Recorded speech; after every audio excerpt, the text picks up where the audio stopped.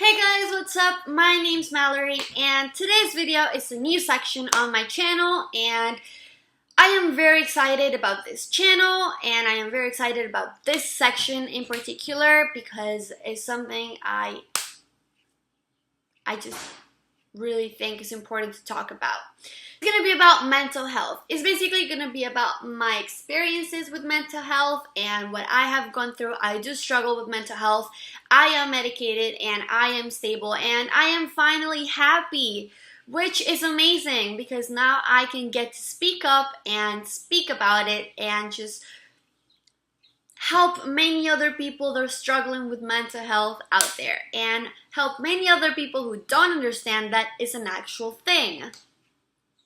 So, we're going to talk about self-harming. I am going to share with you guys my self-harm story. Just a little background story. I do have struggles with mental health. I have had that since I'm little, since growing up. I just didn't really know that until it got really bad on my teenage stage, and I finally got diagnosed. So, I'm not like regular, it's not like a regular self-harm story that, oh, I was a teenager and I was 13, I was in middle school and I was bullied. I was bullied, but that's not the reason why I was self-harming. So, I started very early. I don't recall the reason why I started or what triggered that decision because, again, I was very young. Basically, if you are someone who doesn't understand why people self-harm or why we use this as a coping mechanism, I am going to kind of explain you, not on a scientifically way or in a psychologically way. I'm just going to explain you because I did it and it's just a testimony. It's just the reason why I did it as a patient or as a victim or as someone who struggles with it. You rather feel physical pain instead of emotional pain. Why? Because physical pain is gonna stop eventually. It's gonna heal. Emotional pain, you're just stuck with emotional pain and it's just gonna be there and it's just gonna keep growing like a snowball. So you rather just focus your brain in everything in the physical pain that's gonna eventually be over than having an emotional pain. So I was very miserable growing up. It's very sad to say it. I'm sorry if I sound very excited about it. I just really like to be positive about it. I like to transmit a good energy about it, not like a miserable, oh, I don't want you to feel sorry for me. I want you to be like, hell yeah, you did it. You made it. You're not self-harming again. I'm proud of you. And I want to be proud of many of you guys if you guys are going through self-harm or thinking about it. It is a wrong thing to do. We just don't understand that. We think that's normal and we think that's okay. And it becomes an addiction. Like any other addiction is an addiction and you just can't help it and you just keep going and you just keep going and you just keep getting more addicted to hurting yourself. I was about 7 or 8 years old and I started punching my nose. I know, sounds very... Now that I say it out loud, that sounds very wow. Growing up, I had always had really thin blood vessels and nose bleeding problems. And it got even worse because I was punching my nose. I did went to the doctor, so my parents did take care of me. They did notice that I was nose bleeding a lot, like randomly nose bleeding. And I did get that surgery that burns your blood vessels and it puts them together so it stops the bleeding. I did get that quite a lot. Doctors used to say, oh, she just has a very fragile nose and it's gonna stop when she grows up. That's it. So basically, and I am also allergic to aspirin, which causes nose bleeding, so that made it even worse. So, I would just punch my nose until bleeding, then I'll stop the bleeding and I'll just be outside like nothing happened. Now you might be asking yourself, okay, you didn't have any marks because I didn't cut myself or anything like that, or got intoxicated with something, but I did have a physical change on my nose. My nose started getting puffier, my tip started getting even roundier, this side of my nose started getting even swollen, like bigger, like big holes, and my nose was changing because I was hitting my nose. Obviously, something physical had to change on it. Later on, that's another story for another video. If you want to know about my nose or plastic surgery or my nose job, I can make a video about that. So basically, I just started getting more and more addicted to it. I would do it daily or even weekly or daily, or just go bam, bam, nosebleed, and I would just feel way better. And I would just feel more satisfaction, and I would feel less miserable. I did not ask for help.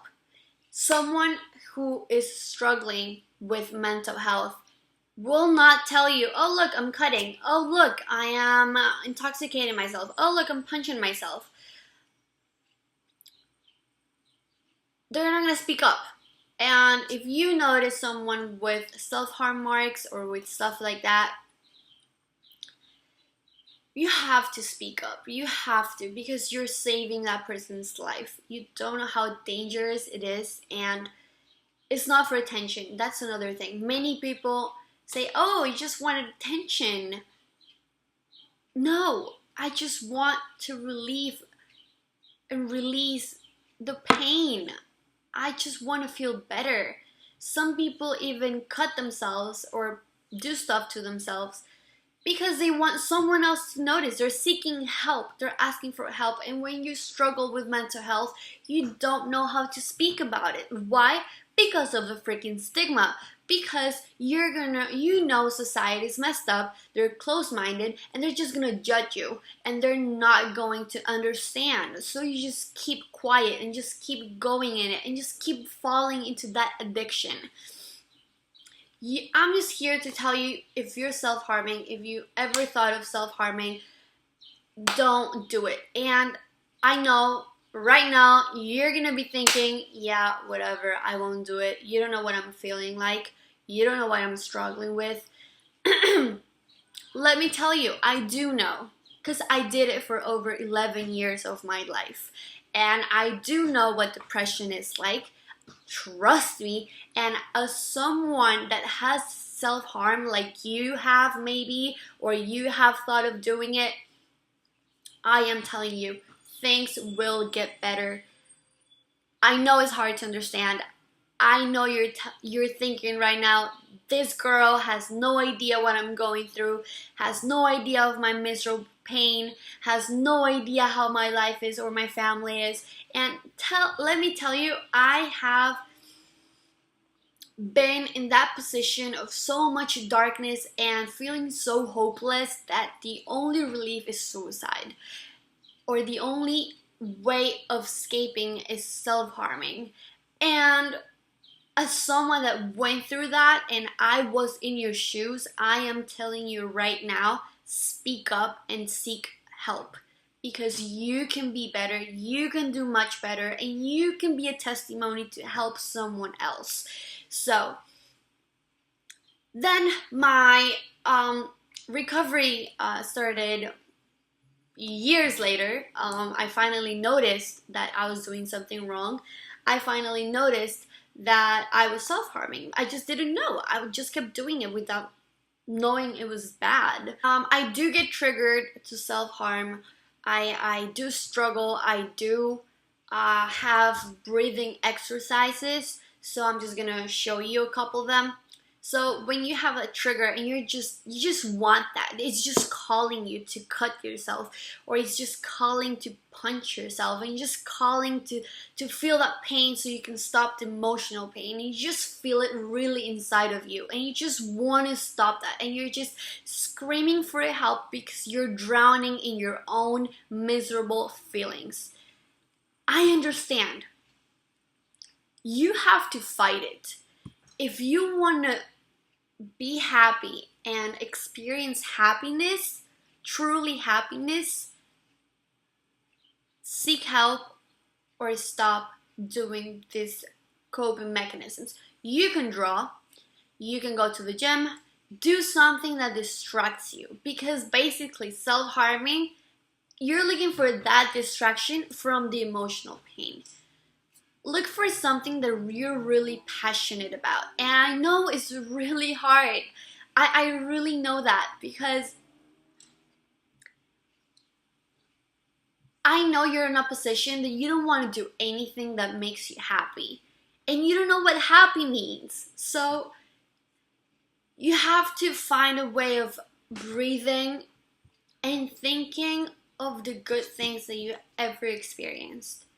Just a hug or a smile from someone, or a letter or a picture or a memory or a joke or a song or a poem or a book, or just some sort of memory that makes you calm down.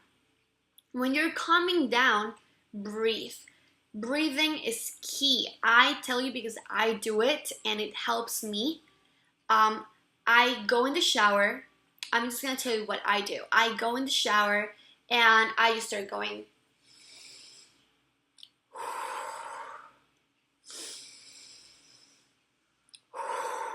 And I just feel like I want to grab something and just explode.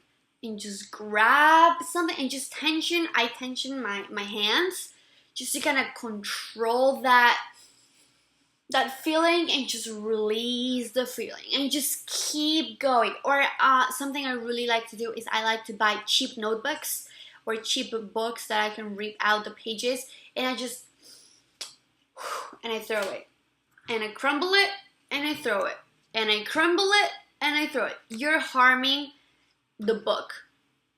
Don't go and grab your cat and choke your cat. I'm not saying you have to harm someone else.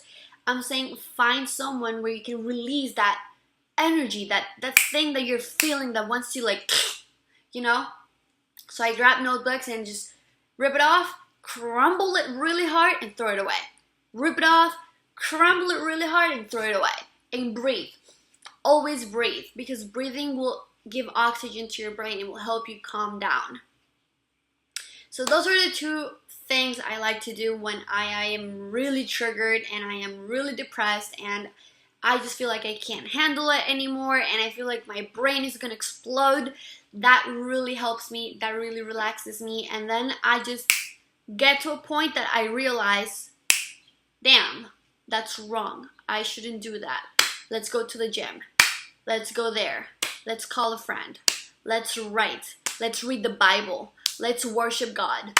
Let's, whatever your belief is, whatever you believe in, let's do that. Let's just relax. Let's just have faith. And then you would be better. And it's a recovery. It's a recovery. You're not going to be perfectly fine.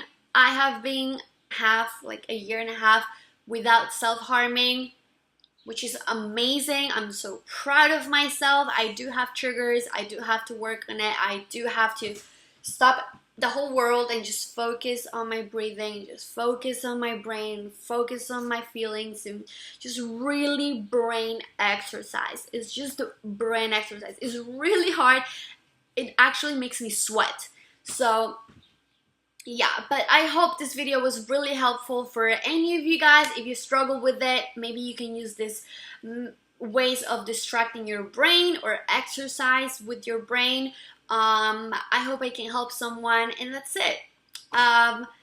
Speak up, help someone else, seek for professional help, and don't forget, everything will be fine at the end of the day. I promise.